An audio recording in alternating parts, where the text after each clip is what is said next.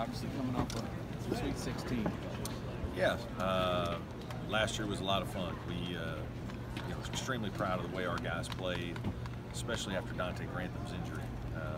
For us to kind of regroup and get ourselves back together and still play really well and make a Sweet 16 run was very gratifying and special. I'm really proud of the way our kids finished last season.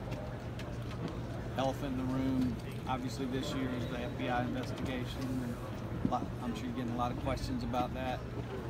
Do you feel like it's time for some of the coaches that play by the rules to be more vocal about those that don't? I don't know about all that. I'm not going to talk a lot about the FBI stuff. I said some stuff during our media day. I'd rather this be more about our team. What's going on? I do think, obviously, that there's some things going on in our sport that some of us are really disappointed about. Hopefully, some of it's going to be fixed. But we'll wait and see. Brad, ACC announced today that next year they're going to have 2 games prior to the first of the year. What's your thoughts on that? Yeah, we're going to have a couple really early games, first game of the season. I think it's good. I think when you're trying to fit 20 games into a league schedule, it's really hard. There's never a great time. But I think as a league, we're kind of making a statement. We want our league to be the first thing that's going on in college basketball, and so when we start the season, we'll be playing each other. And there'll be some changes from the standpoint of teams won't be the same in November that they are in January, February with conference, but I still think it's good to get the basketball world thinking basketball, and one of the best ways to do that is to have great matchups at the beginning of the season. Coach, Amir Sims came on last season. What have you wanted to see out of him in terms of growth, and what have you seen? Just natural progression as a player. He's worked really hard on his outside shooting, which is something that we've been working with him on for a year now, so that he can stretch the floor and we can have spacing.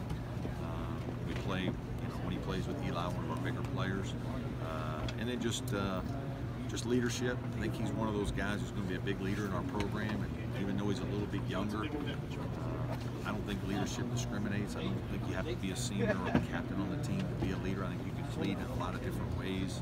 And I think he's a very well-respected, bright young man, and so I really talked to him about doing that. And I'm very pleased with the way he's responding. Is there performances from last year where you could realize things were starting to click for him? One that kind of sticks out to you? Not really. I just think he was growing and improving. I think he just needed more opportunity.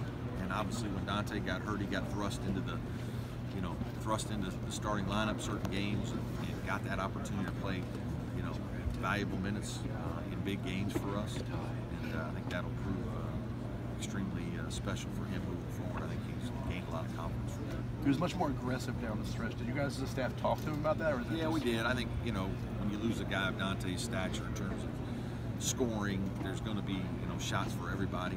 We just wanted him to be aggressive when his opportunity came. I think early on he was still trying to figure out what we wanted, how he wanted to play, and as the year progressed, he got more comfortable and certainly was more aggressive. Speaking of being aggressive, how do you teach players